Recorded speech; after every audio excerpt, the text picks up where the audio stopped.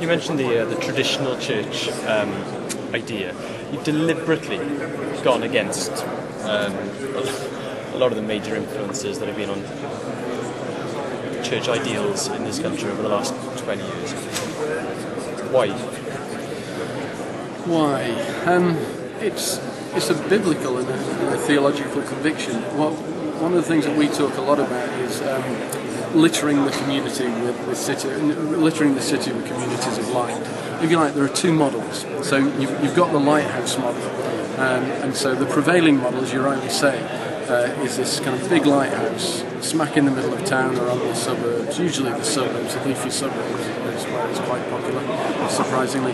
And you've got this great, beam of light, strong intensity, because you've got a lot of resources behind it in terms of money, in terms of people. You're bringing in your best people in terms of ministers, assistant ministers, youth ministers, and so on.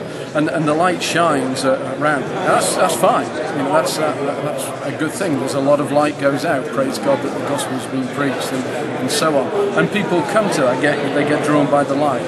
The problem with that is that the light shines, as it were, over the tops of the houses, and people look up and get drawn to it. But right down at street level, in the gutter, in the dirt, in the nooks and crannies of the communities, the light isn't going to penetrate there with that model.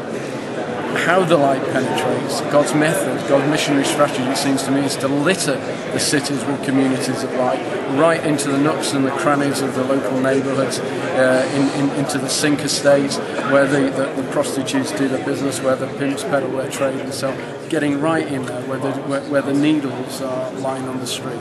That's where you're going to get into, in the crevices of the streets.